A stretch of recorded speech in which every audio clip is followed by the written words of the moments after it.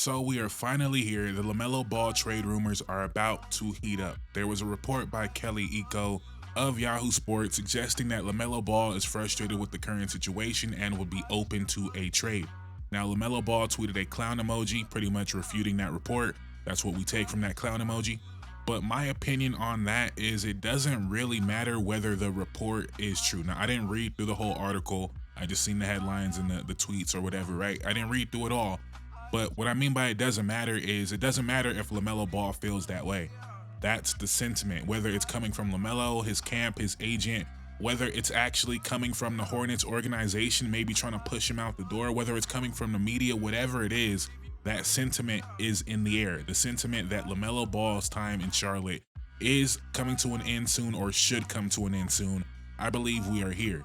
And when I say we are finally here, this is somewhere I've been for a while. If we look at the dates, 2022, LaMelo Ball is becoming a superstar.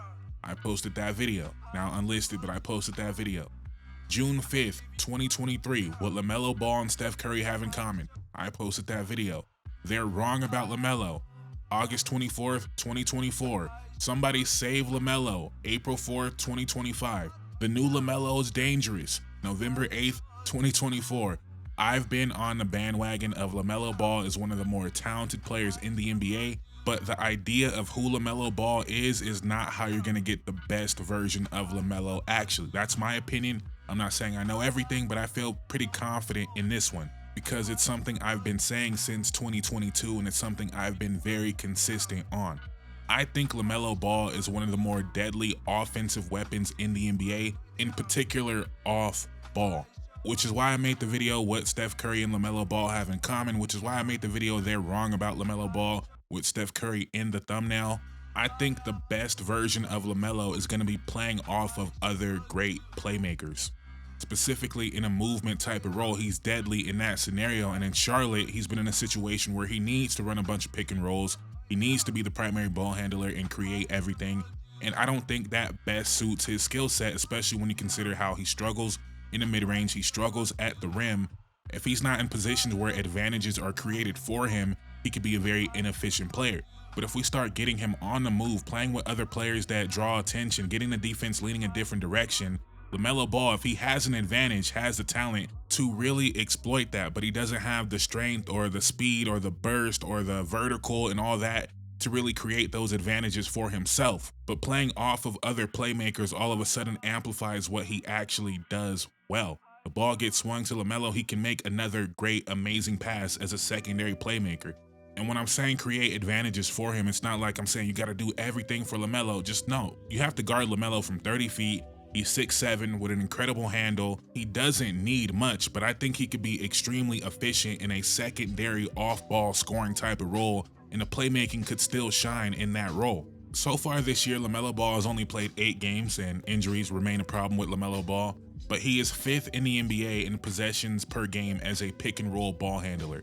He's only behind Luka Doncic, Cade Cunningham, SGA, and Jalen Brunson. If we look at the top 10 players in pick and rolls per game, actually, let's not even look at 10. If we look at the top 20 players in pick and rolls per game, LaMelo Ball is the least efficient one on those plays besides Josh Giddey and Ja Morant. Two guys that kind of need to play that way. LaMelo Ball doesn't need to play that way. LaMelo Ball, that's not the most efficient version of LaMelo Ball. Josh Giddey, Ja Morant, they need the ball to operate. Now, if I want to be fair, we could look at last year when LaMelo Ball was 4th in pick and roll possessions per game, and he actually was more efficient at 0.9 points per possession, which is decent, a little bit behind guys like Luka, Cade, and Trae Young. But if we look at the years those guys had last year, Trae Young had a terrible 3-point shooting year last year. That's why that was so far down. Luka actually had a down year for Luka. Cade is an okay shooter, right? Those guys have to play that way. And what I'm saying is LaMelo Ball not only doesn't have to play that way, I don't think that is the best version of LaMelo. So with that being said, very long-winded, let's get to my favorite LaMelo Ball trades. And since I keep referencing Steph Curry, let's start with the Warriors, which I believe is the most obvious one, the best one. The Warriors are not going to change. They're not going to try to accommodate any other talent to play any other way. They're going to play the way they want to play. And I can't think of a better player. Maybe like Devin Booker would be the only other guy that comes to mind that could fill that role. But if you've been watching the clips on the screen, I don't think I need to tell you how great of a fit LaMelo Ball would be in that system. He would be Jordan Poole on steroids. And everything I'm saying about the weapon LaMelo Ball could be off the ball, with Draymond Green, Al Horford setting screens, with Draymond Green, Al Horford, Jimmy Butler, Steph Curry passing him the ball. We know Draymond doesn't want to score. We know Jimmy Butler doesn't really want to score unless he has to. I think if this were to happen, Jimmy Butler would average like 16 points per game. I think he would be completely content to just feed LaMelo. And I was trying to make this deal work without giving up Moses Moody, and it's pretty much impossible contractually. So it would have to be Kuminga and Moody and Buddy Hield to make the deal work. Now that's risky for the Warriors because you're giving up 3 for 1 and LaMelo Ball is hurt right now. So like, you know, that's a risky proposition, but the Warriors at this point should be risking it all for whatever you can do to get Steph Curry another championship. And I think this would be the move. I really wanted to give Pods instead of Moody, and I actually think that Charlotte would probably want Pods instead of Moody. I don't think the Warriors would do this because LaMelo Ball doesn't fit their culture or whatever. I'll remind you guys that the Warriors didn't want Jimmy Butler either. The Warriors don't want anybody that's not a Warrior, right? So I don't think they would do it. Mike Dunleavy had to step in and make the Jimmy Butler trade. Steve Kerr didn't want him apparently. Steph Curry and Draymond were kind of apprehensive about it, but they wouldn't have made that move. I think this would be a great fit. Like, again, I don't think I need to explain how seamless of a fit it would be. They would be losing their only real perimeter defender in Moses Moody, but you're getting DeAnthony Melton back. You still got GP2. Will Richard looks good. I would do it, and I forgot to mention that Kuminga cannot be traded until January 15th, so it would have to wait until then. Another reason the Warriors might not do it is it's kind of crazy that they took James Wiseman over LaMelo, and then the next year they drafted Kuminga and Moody. So Wiseman is currently not on an NBA roster, and then you'd be trading your other 2 lottery picks for the guy you passed up on for James Wiseman. That would be crazy, but I think they should do it. Speaking of passing up, I remember there was a big discussion about the Charlotte Hornets passing up on Scoot Henderson. Okay? Portland Trailblazers, they kind of need what LaMelo does. They need a go-to scorer in that way, and they could do this deal without giving up Shaedon Sharpe as well. So they could put Robert Williams, Matisse Thybulle, Scoot Henderson in the first-round pick for LaMelo Ball. That gets it done right there. You don't need anything else. So I'll let you guys litigate the picks and everything you want to do and all that, but I just put LaMelo Ball for Robert Williams, Matisse Thybulle, Scoot Henderson, and I put the 2027 Portland Trailblazers first-round pick and the 2028 Orlando first-round pick lottery protected. I think that's a decent deal if you still have any hope for Scoot Henderson. I don't know how much better of a deal Charlotte is going to get than that, and I know that sounds crazy because we just seen Desmond Bane get traded for 4 first-round picks.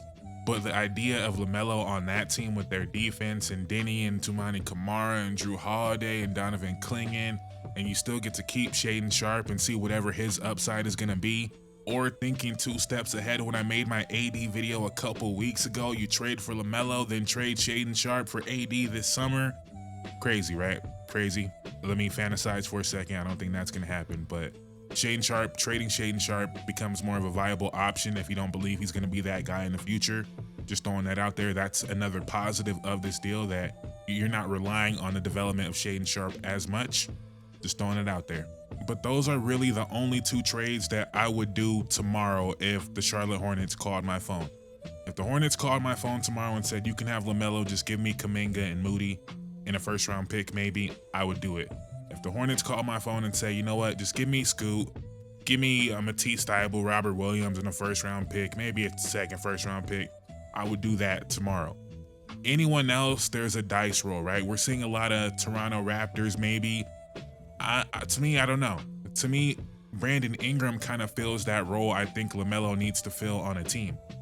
Not that it couldn't work, right? But I think Brandon Ingram and Scotty Barnes need a point guard that's going to get them easier looks. And not that LaMelo Ball can't do that, but again, in my mind, I think LaMelo needs to go somewhere where he can get the easier looks and he can be put in the off-screen positions that Brandon Ingram is getting put in right now. And, you know, again, it could work, but I don't think that's the seamless fit we're thinking of it as. I think like the perfect point guard for a Brandon Ingram, Scotty Barnes team would be like a prime Kyle Lowry. But if all it took was like RJ, Ochai Agbaji and a first-round pick or 2 first-round picks, that might be something you consider. But to me, that's more of an off-season thing where you got to figure out what you're doing with Emmanuel Quickley when that happens and all that.